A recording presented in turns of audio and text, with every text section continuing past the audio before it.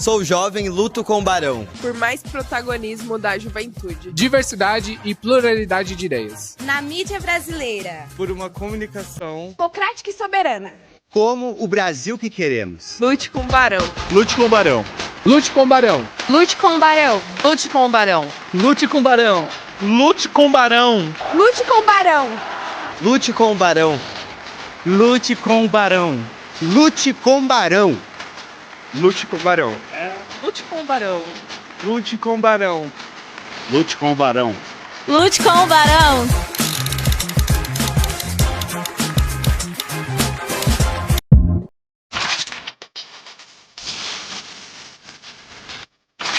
A gente está tendo o segundo EJUV, que é o Encontro Nacional de Comunicadores, Ativistas Digitais e Juventudes, que está maior e melhor. A gente organizou ano passado o primeiro hackathon do primeiro EJUV e foi um sucesso. Mas esse ano está sendo ainda maior e ainda melhor.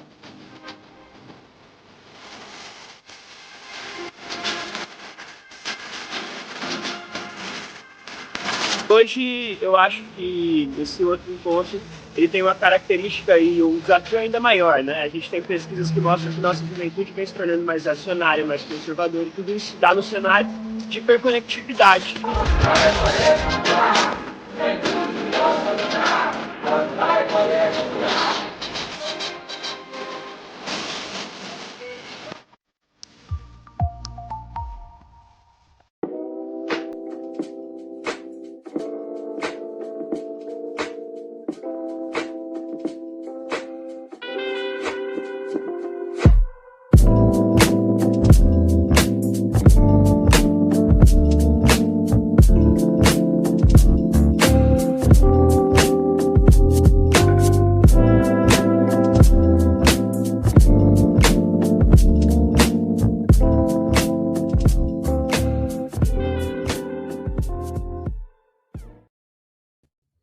Lute com o Barão, boa tarde. Nós estamos começando mais um episódio da série O Barão nas Eleições. Nós estamos ouvindo aqui, junto com vários companheiros e companheiras da mídia progressista, os candidatos ou pré-candidatos a governos estaduais e ao Senado Federal. Esta transmissão ela é feita pelo canal do Barão de Itararé e também pelos canais do Jornal GGN, do Meteoro, da TVT News, do Brasil de Fato e do Pão com Ovo. E a reprise desta nossa live será feita também pela Voz Trabalhadora, pelo Brasil 247 e pelo Fórum.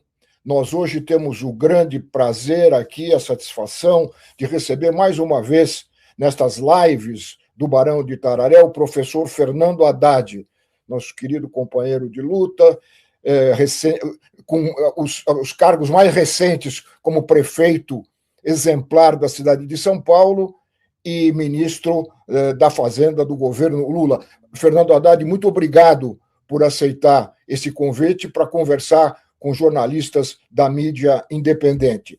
Eu passo diretamente o primeiro bloco de perguntas, que será formado pelas jornalistas Daiane Santos, do Brasil 247, e pela Ana Lesnovski, do Meteoro Brasil. E temos que ouvir rapidamente, dentro da nossa expectativa aqui, o Fernando Haddad, e por isso eu passo de imediato para Daiane Santos iniciar aqui a nossa bateria de perguntas. Daiane. Obrigada, Lalo. Prazer estar aqui com o ministro Fernando Haddad, pré-candidato ao governo. Eu gostei muito da fala do Lalo sobre professor. É tão bom falar de um professor concorrendo ao cargo. Isso me soou muito bem, foi muito agradável. Haddad, eu queria começar com um assunto que surfa muito sempre nas eleições. A extrema-direita tenta sempre colocar essa pauta como uma bandeira principal das campanhas, que é a segurança pública. Essa semana circulou muito a informação de que a sua pré-campanha vai trabalhar bastante com este tema. Como ministro da Fazenda, o senhor colocou muito a pauta colocando a questão da segurança pública sempre num patamar de investigação, de apuração de inteligência, mas no andar de cima. Queria entender como é que se faria isso para a dona Maria, para o seu José, eu que moro na periferia de São Paulo, moro em Itaquera, queria entender como é que o andar de cima vai interferir aqui no esquema das facções criminosas, no assalto ao meu ponto de ônibus, para que as pessoas possam entender como é que você pensa a segurança pública. Bom, em primeiro lugar, Lalo, Daiane e Ana, uma satisfação estar aqui com vocês, com tantos veículos importantes. Agradecer a oportunidade de conversar sobre os temas mais variados aqui, uma honra para mim. Olha, eu quero fazer da segurança um tema de campanha, até para acabar com essa história de que o nosso campo não tem propostas para a segurança pública. Na verdade, eu acho que o presidente Lula deve ser louvado, porque pela primeira vez, desde a Constituinte de 88, um presidente manda uma PEC, uma proposta de emenda constitucional, para o Congresso Nacional, para assumir responsabilidades que são dos governadores, em parte, né? Hoje são exclusivamente dos governadores, num gesto de parceria federativa e de cooperação, que é a única saída que nós temos para a segurança pública no país. A minha grande objeção à postura do Tarcísio é justamente o fato dele ter recusado a parceria federativa em torno da PEC e da lei antifacção. Foi um erro da parte do governo do Estado de São Paulo não abraçar a tese de que a organização dos órgãos de segurança no país são o ingrediente mais saudável para combater o crime organizado. E realmente o Derrite fez um papel muito deletério, né, ao retirar o crime de colarinho branco da lei antifacção. Por exemplo, o Daniel Vorcaro, ele é atingido pela lei antifacção do relatório do Derrite ou não? Ele não é. E do nosso ponto de vista, o crime organizado, os chefes do crime organizado não moram na comunidade, não moram na periferia. Alguns não moram no Brasil, alguns moram em Miami, estão lavando dinheiro em Delaware, que é um estado, um paraíso fiscal dentro dos Estados Unidos. E aí, para entrar na nossa proposta, nós estamos trabalhando em 3 camadas, Daiane, 3 camadas. A primeira tem o exemplo da Carbono Oculto. Carbono Oculto é uma parceria federativa. Eu quero instituir um gabinete permanente institucional, presidido pelo governador, com as forças de segurança de São Paulo, mas onde tenham assento os órgãos federais, como Polícia Federal, Receita Federal, COAF e mesmo o Ministério Público Federal, porque há muitos crimes que são de competência da União, como, por exemplo, o crime de lavagem de dinheiro. Então, você não consegue combater o crime sem atuar no andar de cima. Simplesmente entrando em comunidade e metralhando todo mundo, você vai repor aquela força de trabalho e não vai conseguir dar conta do crime organizado. Porque por trás de um furto ou de um roubo de celular, tem o crime de receptação, tem o crime, muitas vezes, de contrabando para outros países, tem vários crimes associados ao do mero roubo do celular. Na escala que está acontecendo no Brasil, e sobretudo em São Paulo, é impossível você fazer esse tipo de trabalho. Veja vocês, São Paulo é o estado mais rico da federação. Quem é que criou o programa Celular Seguro? Foi criado no Piauí e nacionalizado pelo governo Lula. Não foi feito aqui em São Paulo. Aqui em São Paulo nós estamos na idade da pedra da tecnologia disponível para combater o crime organizado. Então, a primeira camada, combater o andar de cima do crime organizado, para asfixiar financeiramente o crime organizado. É engraçado que depois que eu falei essa expressão, o Tarcísio, que não fez nada a respeito, adotou esse jargão de falar que ele também vai asfixiar o crime organizado. Mas ele não fez nada nesse sentido. A segunda tarefa é a recuperação do espaço público, que é a sua preocupação. É o ponto de ônibus, é o roubo do celular no transporte público, no ponto de ônibus, nas ruas comerciais da cidade inteira. Não é só em Itaquera, em Pinheiros, no Capão Redondo, em vários locais da cidade você tem picos de furtos de celular. E aí é a ocupação de território. Mas não é mais a ocupação de território como se fazia antigamente, porque você não tem contingente suficiente para cuidar de cada cidadão, de cada um de nós. Você precisa usar inteligência. E a inteligência não são as meras câmeras instaladas, por exemplo, na cidade de São Paulo. Essa tecnologia está defasada e hoje você tem coisas muito mais evoluídas que já estavam disponíveis e o governo do estado não contratou. Inclusive, o Muralha Paulista, que era o programa do Tarcísio, teve que ser cancelado por denúncias de corrupção e de contratação sem licitação. Então, houve um problema grave envolvendo a Secretaria de Segurança Pública e a Prodesp em relação às tecnologias que estavam sendo contratadas da maneira menos transparente, como, aliás, acontece tudo no governo do Estado de São Paulo. Nada é transparente no governo do Estado de São Paulo atualmente. Em terceiro lugar, que é uma coisa que também se descuida, é o crime que acontece em local privado, dentro das casas, que é o crime de feminicídio, é o crime de abuso de menor, é o crime de maus tratos à pessoa com deficiência, ao idoso. E, para isso, nós vamos criar uma rede de proteção que envolve os serviços públicos, uma interação entre os serviços públicos de segurança, de saúde e de educação. Se não tivesse integração de saúde, educação e segurança, você não consegue prevenir o crime que acontece dentro das residências. Porque você tem que apurar indícios de que o crime possa ser cometido.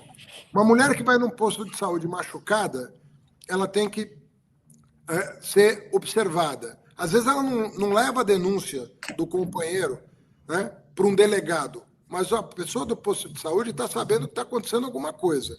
Às vezes uma criança numa escola relata para o supervisor, para a diretora, para a professora, um caso de violência doméstica. E você tem que atender isso para prevenir o caso mais dramático, que é o de feminicídio, por exemplo, que está batendo recorde. Esse ano, aumentou 16% o feminicídio em relação ao ano passado, que foi recorde. Recorde. Né? Então, se nós não tivermos, para esses casos, um local, primeiro, de troca de informações sobre o que está acontecendo de violência para prevenir um crime maior, como é o crime de feminicídio. E outro, um local onde a mulher conte a sua história uma única vez para a pessoa que vai cuidar dela do ponto de vista jurídico, do ponto de vista criminal, quando houver um agressor dentro de casa, do ponto de vista psicológico, portanto, o médico, a médica, a psicóloga tem que estar presente também, ela conta uma vez só. E quando ela não tiver um local para voltar, esse centro vai garantir que ela retorne à sua residência e que o agressor saia da residência, com todo o aparato disponível para protegê-la de uma nova agressão, como é o caso de tornozeleira eletrônica, raio de segurança, em que se detecta a presença do agressor nas proximidades da vítima, e tecnologias que estão disponíveis hoje. Então, é um plano completo que nós vamos apresentar, com 3 camadas que interagem entre si, mas que vai efetivamente mudar a cara da segurança pública, como está acontecendo em outros estados. Eu citei o caso do Piauí, porque o Piauí, com pouquíssimos recursos, conseguiu fazer, muito menores, né, muito em menor quantidade do que em São Paulo, conseguiu resultados muito superiores na área da segurança e tem algumas vitrines, né, alguns programas de vitrine que estão sendo nacionalizados pelo governo federal, como é o caso do celular seguro. Muito obrigado, Daiane. Eu vou passar a palavra agora para a jornalista Ana Lesnovskis, do Meteoro Brasil. Ana. Maravilha. Boa tarde, ministro. Boa tarde, pessoal do Barão, todos os colegas. Ministro, é um prazer conversar com o senhor novamente. Eu queria puxar esse gancho da segurança pública para falar sobre juventude. Uma aula sua foi interrompida recentemente por um jovem integrante do MBL, né? E recentemente também o Renan Santos anunciou um PM como seu pré-candidato a vice. A minha pergunta é: o movimento jovem de extrema-direita desperta preocupações suas para além do bolsonarismo? E como que a esquerda pode se conectar com o jovem diante desse contexto? Pensando que esses discursos, inclusive sobre segurança pública, têm conquistado muito esse público.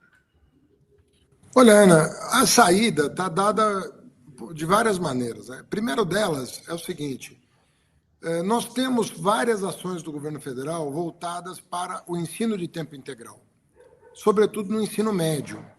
São Paulo, que estava crescendo a matrícula em tempo integral, simplesmente parou no governo Tarcísio. Nós paramos na casa de 24% da matrícula de ensino médio em tempo integral. Em estados do Nordeste, como Pernambuco, Ceará e, de novo, Piauí, você tem taxas de matrícula em tempo integral na casa de 60% a 80%. De 60% a 80%, contra 24%, 25% do estado de São Paulo. O pé de meia ajudou demais o aluno a permanecer na escola de tempo integral, porque ele faz uma poupança durante o curso, ele recebe uma prestação mensal e tem uma poupança em caso de sucesso, quando ele passa de ano. Então, ele pode acumular até R$9.000 no final do ensino médio, cursando o ensino médio, independentemente de ser tempo integral, mas ajuda no tempo integral porque ele fica o dia inteiro na escola. São Paulo paralisou. Nas próximas semanas deve sair o índice de qualidade da educação básica. São Paulo já tinha caído para 6º lugar. E os sinais de que, conversando com professores do Estado, eu estou muito pessimista em relação ao que possa ter acontecido no Estado de São Paulo, porque há uma exaustão do magistério paulista em relação à Secretaria de Educação. Está todo mundo exausto, né, pela pressão que estão recebendo e uma pressão que não está rendendo frutos do ponto de vista pedagógico. Os jovens não estão aprendendo mais em São Paulo porque nós estamos submetendo os professores a uma carga de trabalho que é de preenchimento de formulários eletrônicos que não conduzem pedagogicamente para uma escola renovada. Então, São Paulo está ficando para trás também na educação, não só na segurança, mas também na educação, que são duas áreas. Vamos combinar, saúde, segurança e educação são os temas que o eleitor, são alguns dos temas importantes que as famílias querem saber. Como é que está o estado de São Paulo? E, Ana, a minha preocupação é de, no curto espaço de uma campanha, tentar explicar para a nossa gente aqui de São Paulo o que está acontecendo, sobretudo relativamente ao que está acontecendo em outros estados. Então, o Brasil está avançando em várias áreas, né? E São Paulo está ficando para trás. Eu posso falar depois de outras áreas em que isso está acontecendo também, como é o caso das finanças do Estado de São Paulo, do crescimento econômico de São Paulo. Então, são vários temas em que nós estamos ficando para trás e eu penso que a percepção sobre isso, ela não está se firmando. Porque a hora que a população de São Paulo souber o que está acontecendo, eu penso que já há um desgaste do governo atual em relação a esses temas, mas eu penso que nós precisamos fazer cair a ficha do que está acontecendo. Está havendo um processo de deterioração do Estado de São Paulo e dos serviços públicos oferecidos aqui. Muito obrigado mais uma vez a Daiane, muito obrigado a Ana pela participação nesse primeiro bloco aqui do nosso programa com o professor Fernando Haddad. Já que a Daiane gostou, eu vou frisar sempre isso, e é muito importante mesmo. Eu acho que é o mais importante de tudo. O professor Fernando Haddad. Passamos para o segundo bloco. Eu vou convidar já as companheiras e o companheiro para entrarem na sala, para conversarem também com o Fernando Haddad. A Lourdes Nassif, do jornal GGN, a Adriana de Lourenço, da Fórum, e o André Barrocal, da Carta Capital. Eu aproveito a pedir para aqueles que estão nos acompanhando que se inscrevam no canal do Barão de Itararé, curtam essa nossa live, compartilhem, que estarão ajudando aqui a mídia independente e, em consequência, a democracia. Com a palavra para perguntar, minha querida amiga e companheira Lourdes Nassif. Sem microfone, Lourdes Nassif. Isso se chama nassifice, perdão. Queria agradecer a oportunidade de poder conversar com você aqui hoje na live do Barão. E a minha pergunta, na realidade, é uma pergunta e meia. Eu queria saber com a sua proposta com relação à Sabesp. Você gostaria de rever esse processo de privatização da Sabesp, tendo em vista que estamos às vésperas de uma crise hídrica mais séria? E se esse é um ponto. E o outro ponto, sempre se trabalha tanto uma administração do PT, uma administração progressista, mas esse trabalho não chega na população. A população não é informada devidamente disso. Tem um plano de comunicação mais efetivo para chegar no jovem que está sendo metralhado pelas mídias sociais, a Dona Maria do Zap, se tem um plano de mídia mais substancioso para enfrentar esses gargalos aí das administrações progressistas. Boa, Lourdes. Prazer em falar com você, né? Cumprimento a Adri e o André também, a presença, e agradeço a presença. Bom, respondendo à tua primeira pergunta, o Tarcísio ele assina contratos, na minha opinião, sem pensar, né? Eu vou dar um exemplo do Ministério dos Transportes. O Renan Filho, sucessor dele no governo Lula, teve que rever todas as concessões ferroviárias que ele renovou, com acompanhamento do Tribunal de Contas da União.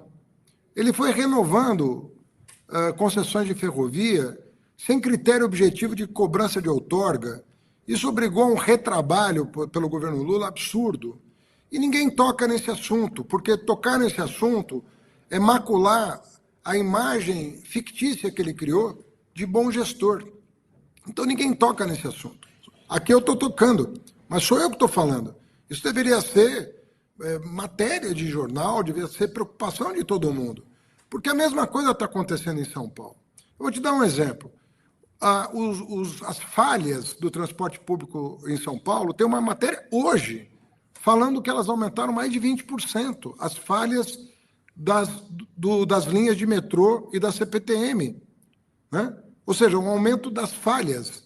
O povo que acorda às 4 da manhã, né, ele não comparece, ele não está aqui para reclamar, né? Mas você sabe o que é sair de um trem, ter que andar no trilho para chegar no trabalho, no horário, não ter desconto em folha, por causa dos trilhos mal geridos pelo governo do Estado, seja de forma direta, seja de forma indireta, quando é concedido para a iniciativa privada?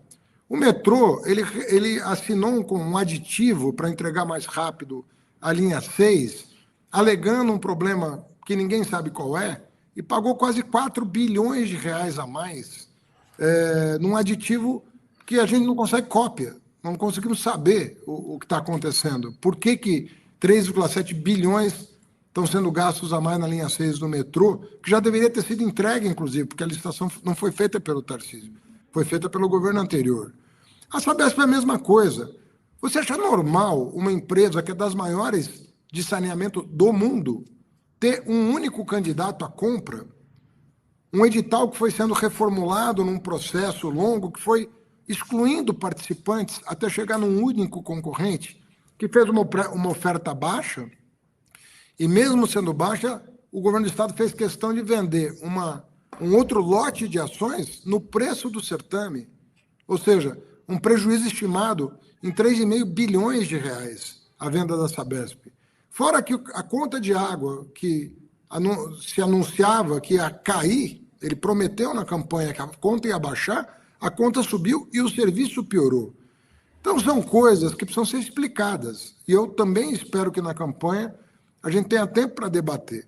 Agora, contrato tem várias nós vamos ter que estudar o contrato, porque, veja bem, no caso lá das concessões ferroviárias, foram todos revistos.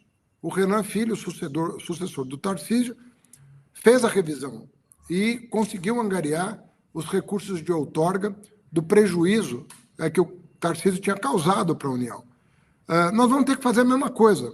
Eu lembro que quando eu fui prefeito de São Paulo, eu tive que rever contratos.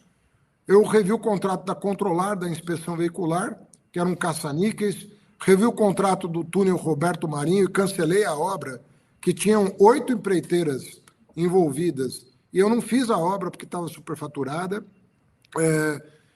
Então, nós vamos ter que rever os contratos e explorar as possibilidades do que fazer, de como apertar a concessionária, de como fazê-la honrar os compromissos com a população. Enfim, tem uma série de providências que podem ser tomadas, mas, em geral, são contratos muito complexos que exigem uma análise jurídica atenta para verificar o que o poder concedente pode fazer para melhorar a qualidade do serviço e não onerar a população que hoje está pagando uma conta de água mais cara do que foi anunciado pelo Tarcísio. Muito bem, vamos para a segunda pergunta do bloco, que é da Adride Lourenço, da revista Fórum, da Fórum. Obrigada, boa tarde, ministro, boa tarde, Lalo, Lourdes, André, a todos que nos assistem. Haddad, ontem o Flávio Bolsonaro foi aos Estados Unidos pedir para adiar o tarifaço do governo Trump para depois das eleições. Qual é a sua avaliação dessa defesa do Flávio, do bolsonarismo, das tarifas contra o Brasil? Como essas novas tarifas podem impactar o país, especialmente em São Paulo? E de que forma esse tema da soberania deve aparecer na sua campanha em São Paulo? Olha, Adri, eu tenho certeza que não foi a única razão, mas as ações norte-americanas contra o Brasil afetaram a economia do Brasil, que podia ter crescido mais no ano passado, mas afetaram mais o estado de São Paulo, que celebrou a aproximação com o governo Trump, num momento delicado da vida nacional. A economia de São Paulo, a estimativa que foi feita é de que ela cresceu 0,5% o ano passado, contra 2,3% do país. Então, a economia de São Paulo, a cada ano que passa, está ficando para trás em relação ao crescimento econômico do país. Há vários fatores, mas a relação com os Estados Unidos afeta muito a economia de São Paulo.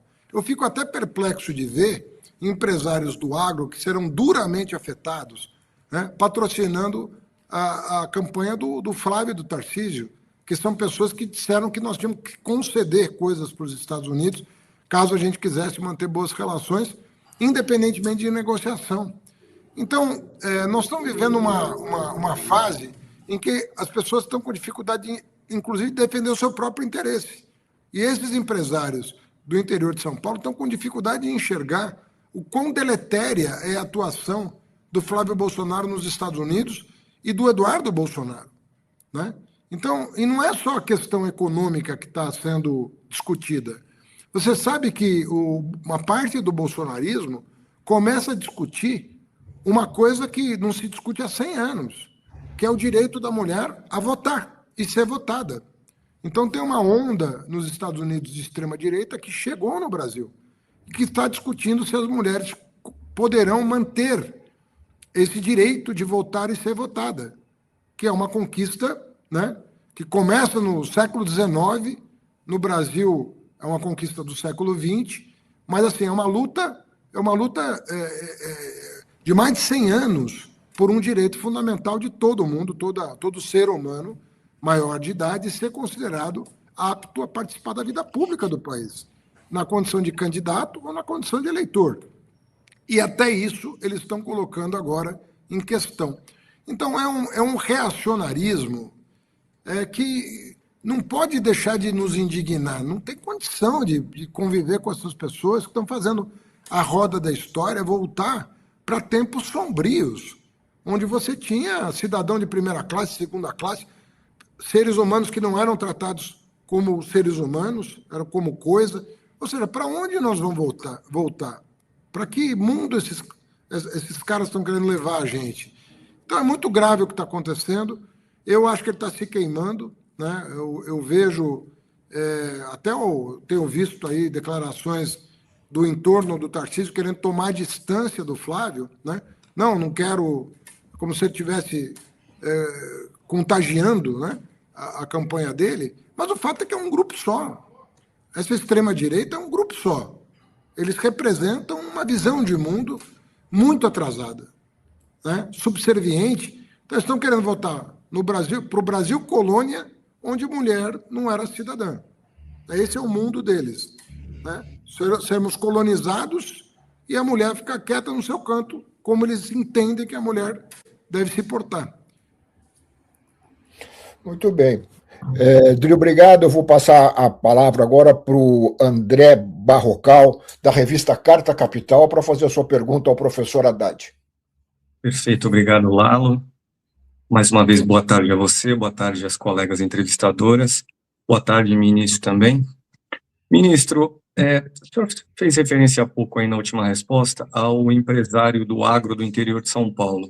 O eleitorado do interior de São Paulo é mais conservador do que o da grande São Paulo, região metropolitana. Gostaria de saber do senhor que tipo de argumento o senhor usará na campanha para poder convencer esse eleitor a votar no senhor. E gostaria de fazer uma segunda pergunta, voltando ao tema da primeira desse segundo bloco, que são privatizações. O governador Tarcísio disse aí nos últimos dias que não pensa mais, não cogita mais privatizar certas linhas de metrô. O senhor acha que isso é uma postura eleitoreira, por exemplo, que depois da eleição ele pode mudar de ideia, ou é um reconhecimento sincero, ele usou isso, né, não tenho medo de voltar atrás, reconhecimento sincero de que privatizações podem fazer mal aos serviços públicos? André, eu não tenho certeza se é sincero ou não, porque quando ele participou da eleição de 2022, ele disse que não tinha posição firmada sobre a privatização da Sabesp, mas que ia estudar o tema. E nos primeiros meses, antes de qualquer ser humano conseguir fazer um estudo dessa natureza, ele anunciou o processo de privatização. Então, será que de outubro de 2022 para fevereiro de 2023 ele conseguiu estudar um assunto dessa natureza? Lembrando que o Estado de São Paulo já tinha contratado um estudo sobre a privatização da Sabesp e o estudo era inconclusivo sobre as vantagens ou não da privatização. Então, não é que tinha um estudo feito que ele leu e se convenceu. Tinha um estudo que não cravava, não recomendava a privatização. Isso segundo os especialistas que eu consultei. Eu não li o estudo, tenho que ser sincero, mas eu consultei gente da Sabesp que me informou que já havia um estudo que não era conclusivo sobre a privatização. E ele, né, logo no começo do governo, já passou a Sabesp nos cobres. Na minha opinião, vendeu barato e sem as garantias para o usuário do serviço público, né? Porque o que você vê é que tem gente sem água, com água cheirando mal, ou não tem um abastecimento garantido, obras mal feitas, que inclusive causaram 3 mortes no estado de São Paulo, acidentes em todo canto, explosões, inclusive de gás, por imperícia, casas que foram interditadas, população removida, tudo por causa da pressa e da falta de zelo com uma coisa tão essencial como é o caso da água. Então, eu não saberia te dizer se é um jogo de cena, né, ou não, né? Até porque, vamos combinar que está quase tudo privatizado no estado de São Paulo. O serviço funerário aqui da cidade de São Paulo foi privatizado pela direita. O serviço funerário. Tudo está sendo privatizado. Todos os parques estão sendo privatizados. Alguns estão virando shopping a céu aberto, perdendo todo o espaço de contemplação. Tem várias coisas acontecendo e tudo que se fala é de continuar essa sanha privatista que faz com que os paulistas percam a noção de espaço público, de serviço público. Até aí, já entrando na primeira pergunta, o agro está sentindo na pele isso, porque hoje o agro tem que pagar pela segurança do transporte da mercadoria que é produzida no interior. Nós estamos, inadvertidamente, começando a criar milícias no interior de São Paulo, que são empresas que estão vendendo serviços de segurança, porque o Estado não está fazendo a segurança, e trazendo um risco enorme para o começo de operações milicianas, como o bolsonarismo fez no Rio de Janeiro. Veja o Rio de Janeiro o que aconteceu. Olha o que nós estamos encomendando. Né? O Rio de Janeiro está todo mundo preso. Todo mundo que é ligado ao Bolsonaro, todo mundo, está em situação difícil. O Witzel, que teve que sair do governo, o Cláudio Castro, que assumiu, essa turma que foi presa aqui, era o candidato a senador do Flávio Bolsonaro, cujo suplente era a mãe do Flávio Bolsonaro, acabou de ser alvo de uma operação da Polícia Federal. Toda aquela operação de milícias no Rio de Janeiro, a gente fala muito de rachadinha, mas esse não é o crime mais grave que foi cometido. Né? Todo roubo de dinheiro público é grave, mas a hora que você envolve a vida das pessoas, a segurança das pessoas, como é o caso de envolvimento com milícia, você está falando de outra coisa. Terceiro lugar, quem é que faz plano safra para valer? É o presidente Lula. O plano safra é feito pelo Ministério da Fazenda, a parte financeira. Nós batemos um recorde atrás do outro. A produção cresceu todos os anos do atual governo, porque os planos safra são recordes. Quem abriu os mercados, os 500 mercados para produtos primários brasileiros no mundo? Foi a diplomacia do presidente Lula. Toda viagem ele abria mercados para produtos brasileiros. Ou seja, o agro cresce com o presidente Lula. Essa é a verdade. A produção de alimentos, produção de commodities, cresce com o presidente Lula, que nunca se importou com simpatia ou antipatia de setores econômicos. Apoiou o agro porque ele sabe que apoiar o agro é apoiar o cidadão brasileiro que trabalha e que tem comida mais barata na mesa do que tinha no governo Bolsonaro. Compare a inflação de alimentos do governo Bolsonaro com o governo Lula. Compare a inflação de alimentos. Veja o que aconteceu. Quanto que subiram os alimentos no governo Bolsonaro e quanto que subiu no governo Lula. Não tem termo de comparação. Isso não significa que nós estamos satisfeitos. Não é isso. Né? A impressão que dá, não, então está tudo bem. Não. A gente continua trabalhando. O presidente Lula... Agora nós batemos recorde na venda de veículos. Mais de 2 milhões de veículos vendidos no primeiro semestre de 2026. É o Estado de São Paulo que mais se beneficiou disso. A indústria, se tem uma chance, é com o governo que quer a reindustrialização e não o governo que desindustrializa. E com tudo que a gente está colocando de dinheiro federal aqui em São Paulo está diminuindo o investimento em relação ao governo Dória e Rodrigo Garcia. Está caindo o investimento no Estado de São Paulo. E o caixa do Estado de São Paulo está baixo, apesar da venda da Sabesp. Então, nós temos que fazer esse tipo de discussão com todos os paulistas, mas também com o interior de São Paulo, que está pagando um preço caro pelo tarifaço do Trump, que tem apoio dos bolsonaristas, né? Pela falta de apoio de segurança no transporte das mercadorias, que estão cada vez mais caras, né? No Estado de São Paulo, por causa do custo da segurança no transporte das mercadorias. Então, nós temos muito argumento para falar com o interior. Muito argumento. Muito obrigado aos participantes deste terceiro bloco pelas perguntas muito bem colocadas aqui para o nosso entrevistado, a Lourdes, a Adri e o André. E nós vamos passar, então, para o terceiro e último bloco aqui da nossa conversa, lembrando que o Barão de Itararé, para fazer isso que está fazendo e muito mais nesses 15 anos de luta pela democracia da comunicação, precisa do apoio de todo mundo. E o Pix para esse apoio passa de vez em quando aí na telinha e pode ser utilizado por aqueles que queiram contribuir com a sobrevivência do Centro de Mídia Alternativa Barão de Itararé.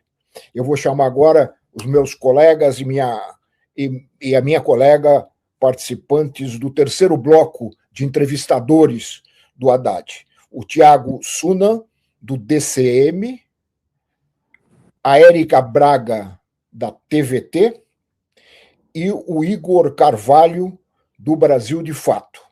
Pela ordem aqui da apresentação que foi me dada, começamos com o Tiago perguntando para o Haddad.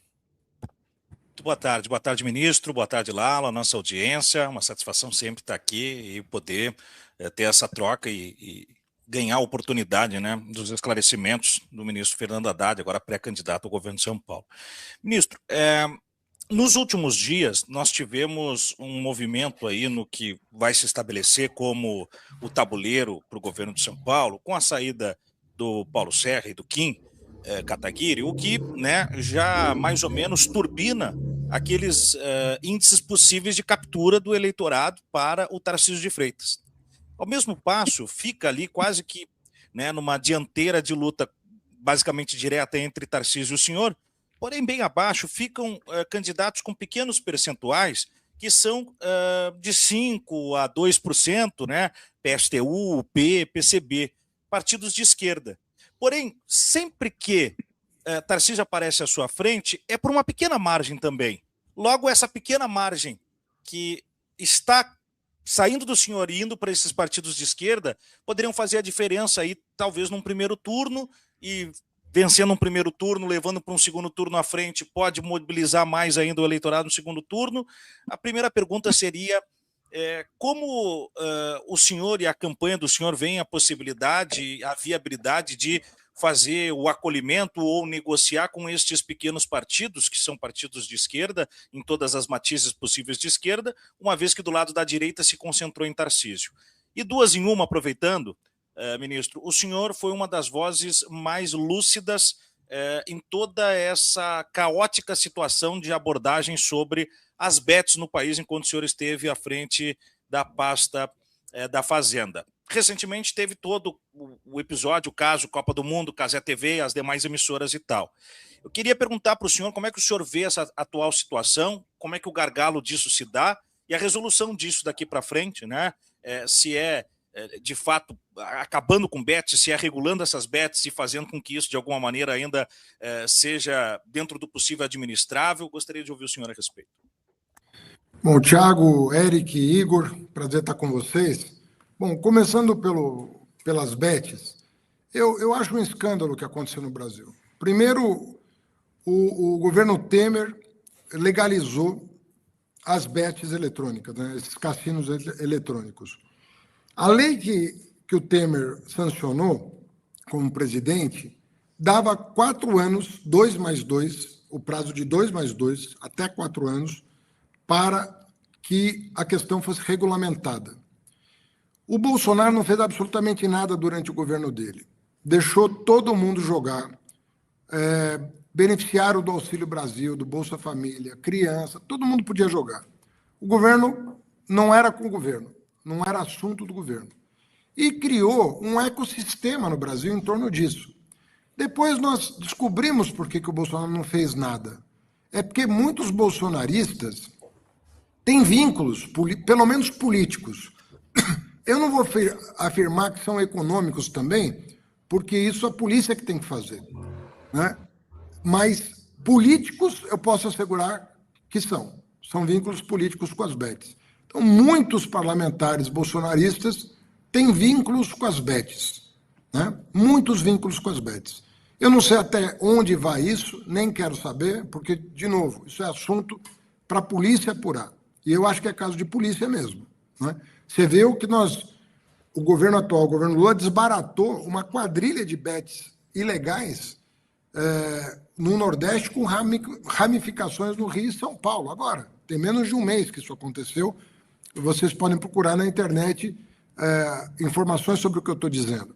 E outras operações virão, porque o Ministério da Fazenda, o COAF, a Receita Federal, a Polícia Federal e o Ministério Público estão fazendo o seu trabalho para apurar responsabilidades em relação aos jogos.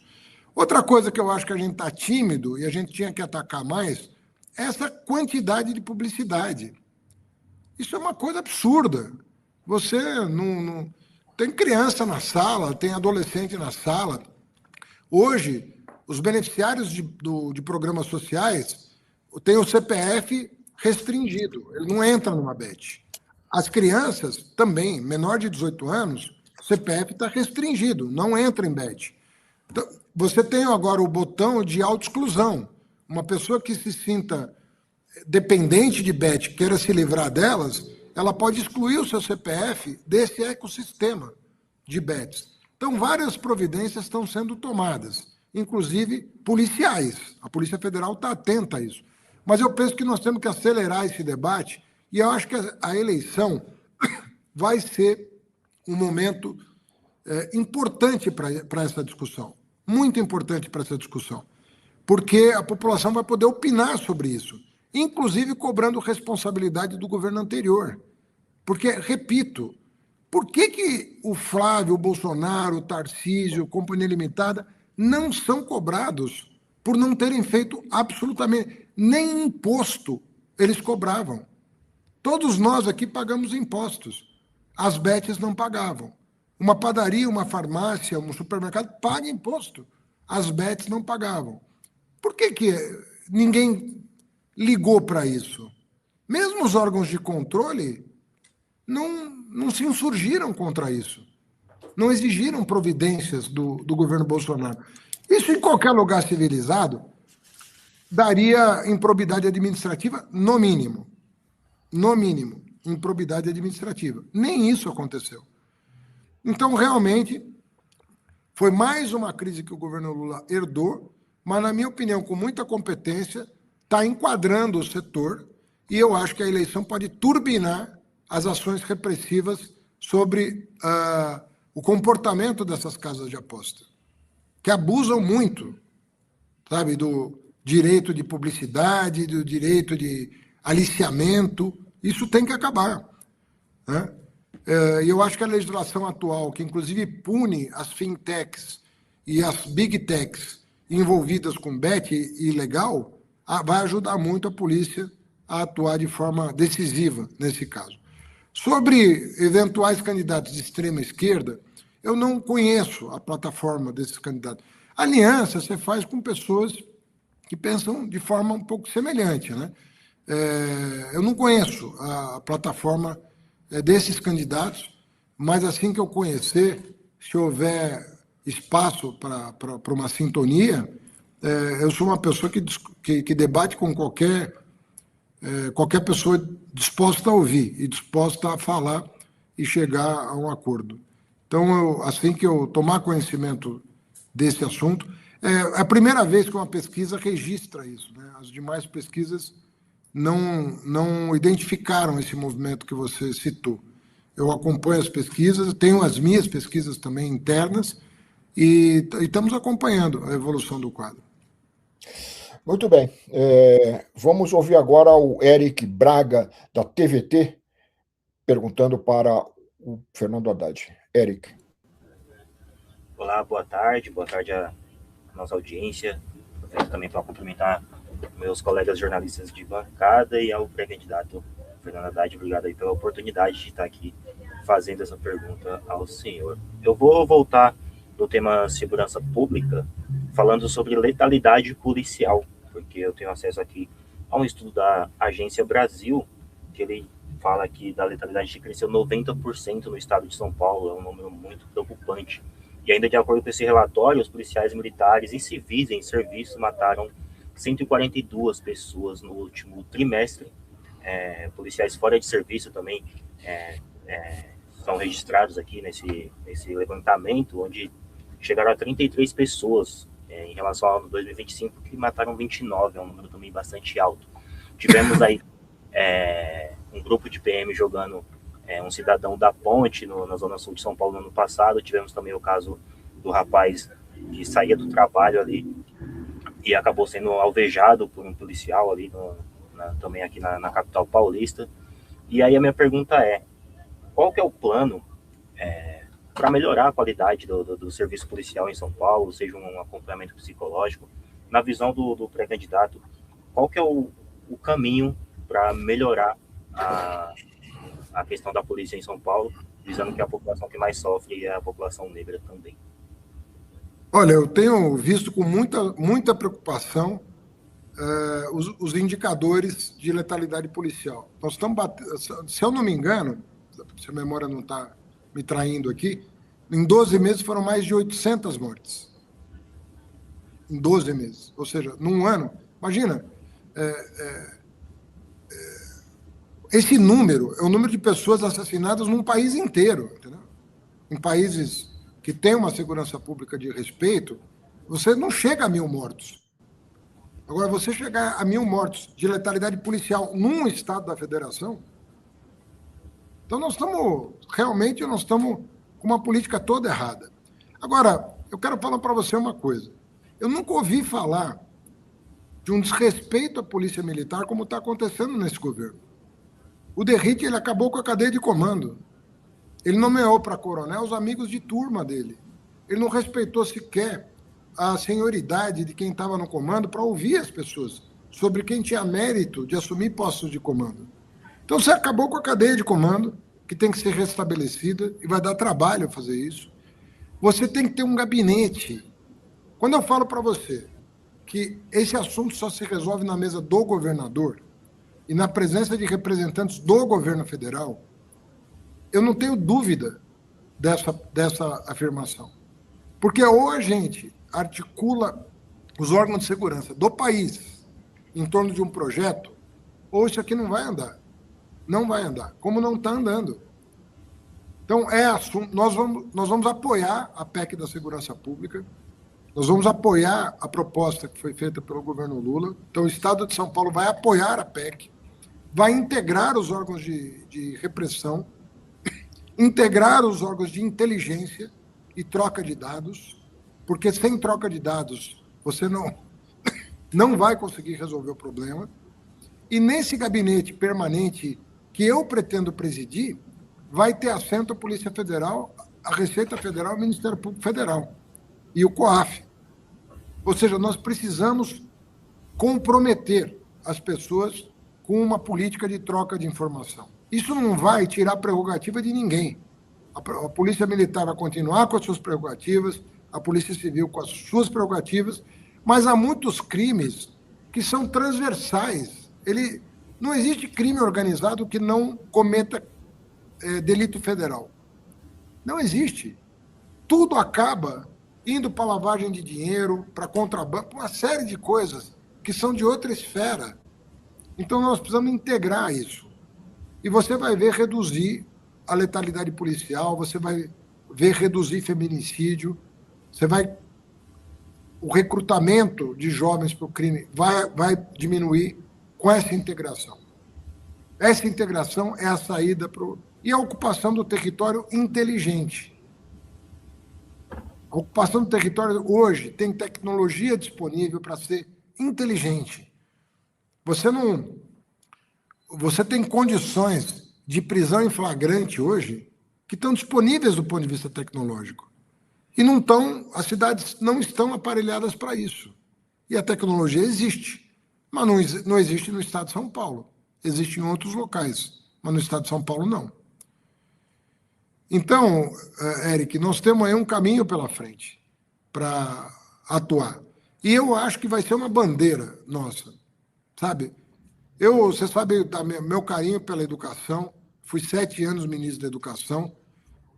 O Instituto Federal de São Paulo, que eu visito com frequência, está com 70 mil alunos. As universidades federais cresceram muito no estado de São Paulo, na minha gestão como ministro. Então, eu vou cuidar da educação. Você sabe que eu tenho uma companheira que é professora titular da USP e que tem 10 anos dedicado ao SUS e que está preparando um plano de governo para a saúde de São Paulo. Então, tanto eu quanto ela estamos muito engajados no tema de saúde e educação, mas eu quero abraçar o tema da segurança. Eu quero puxar para a mesa do governador o tema da segurança. Fazer o que nenhum outro fez, porque é uma responsabilidade você puxar para a tua mesa. Mas chegou num ponto a situação que ou a gente faz isso, ou a gente vai ficar enxugando o gelo. Muito bem, e passamos então para o último entrevistador desta conversa aqui com o pré-candidato ao governo de São Paulo, Fernando Haddad, que é o Igor Carvalho, do Brasil de Fato. Igor, com você.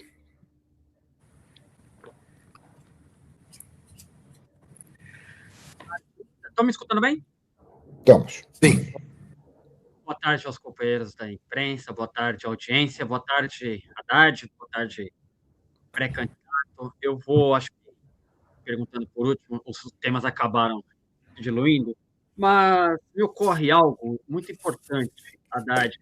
Nós estamos fazendo essa entrevista e agradeço que o senhor tenha aí prestado tempo da sua agenda para conversar aqui conosco, falar um pouco das ideias para São Paulo, mas o senhor está concedendo uma entrevista num coletivo de veículos de comunicação que, via de regra, enfrentam dificuldades financeiras, isso há mais de uma década, veículos que buscam forma de sustentar uma perspectiva editorial que diverge da perspectiva editorial predominante no país, que é estabelecida pela grande mídia.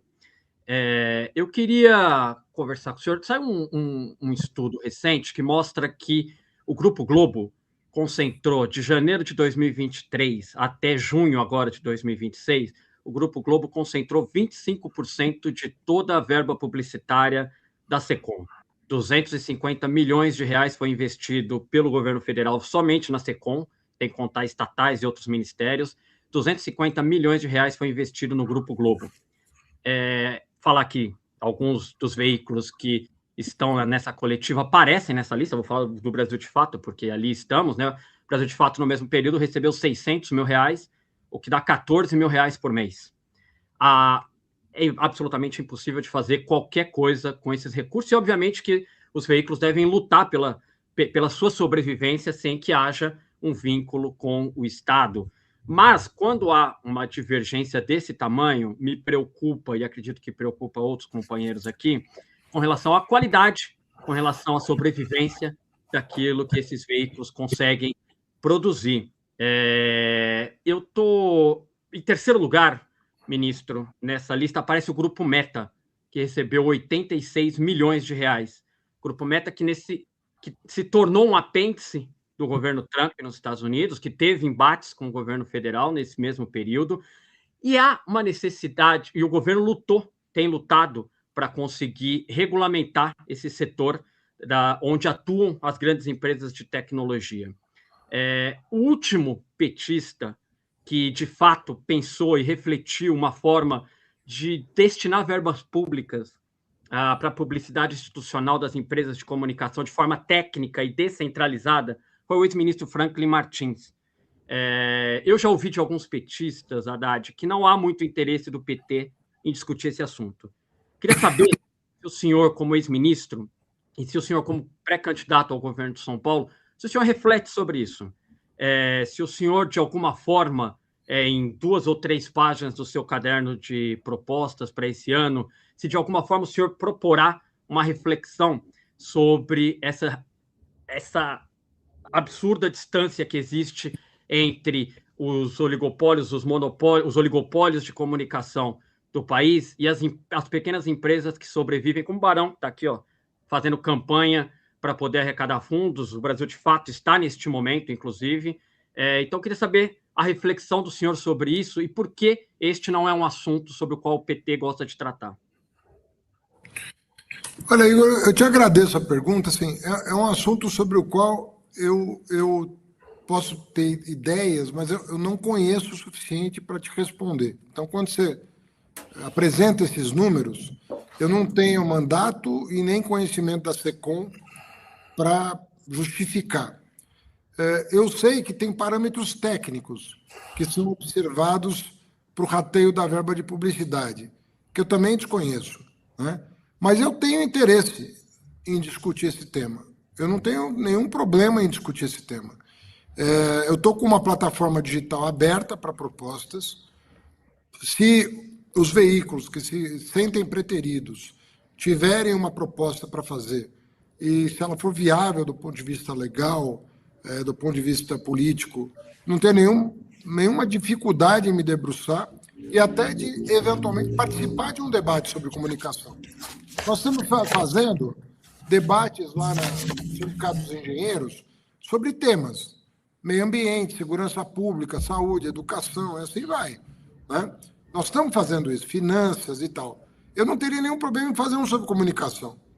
Eu posso falar com o Emílio, ele organiza um debate sobre comunicação e a gente se debruça sobre a legislação, o que pode, o que não pode, por onde a gente caminha.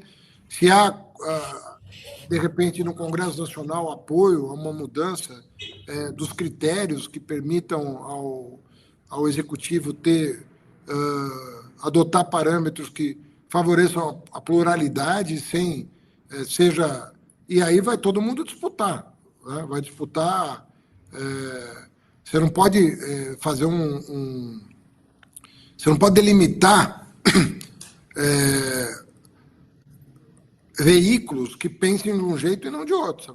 Todo mundo que está dentro da lei vai poder receber verba, seja de direita, seja de esquerda, vai poder receber. Então, dados os critérios, os princípios do direito, os princípios da civilidade e do republicanismo, que todos nós abraçamos, eu teria maior disposição de me debruçar pessoalmente sobre isso, até para aprender mais, e saber o que está acontecendo, saber se há injustiça, se há concentração, se o poder público tem condições de estimular novas vozes, né? Não teria dificuldade nenhuma. Mas, assim, eu não tenho como falar pela SECOM, porque é um tema que eu não tenho familiaridade. Mas estou aberto. Se você quiser, eu peço para o Emílio de Souza, nosso deputado estadual, que está encarregado de apresentar o plano de governo para mim e depois. E eu estou participando praticamente de todas as reuniões plenárias, pessoalmente. Então, a resposta é sim, tenho interesse. E não me consta que o PT não tem interesse nisso. Isso não me consta. Nunca ouvi falar de alguém que não tem interesse nesse assunto. Obrigado, Igor.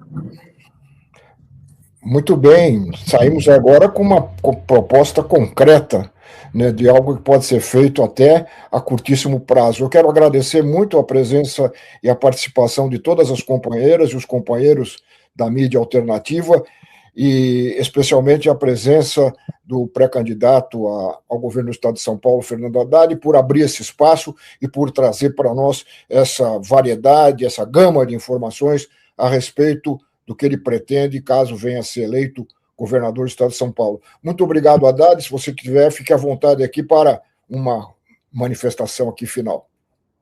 Olha, Lalo, obrigado pela condução, todos jornalistas de alta patente, super qualificados, perguntas excelentes. Espero ter respondido de forma clara aí para todos que nos acompanham.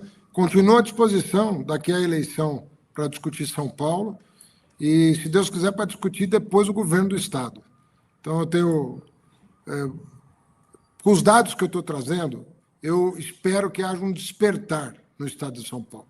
Nós precisamos entender o que está acontecendo com esse governo, julgar ele à luz dos resultados que ele está trazendo para a população, para a gente dar um outro rumo para o Estado de São Paulo. Do jeito que está, não dá, e eu pretendo demonstrar isso na campanha. As coisas não estão bem, nós estamos indo para trás em áreas estratégicas. O Estado de São Paulo, há muito tempo, há muito tempo mesmo, não se encontra numa situação tão delicada. Muito obrigado a todos, a todas. Eu quero lembrar que aqueles que nos acompanharam hoje, continuem atentos aí às próximas entrevistas da série Barão nas Eleições. Nós continuamos convidando candidatos aos governos estaduais, ao Senado Federal, para trazerem aqui para a mídia independente, para a mídia alternativa, as suas ideias e as suas propostas. Os candidatos, obviamente, progressistas. Muito obrigado mais uma vez e até a próxima. Até.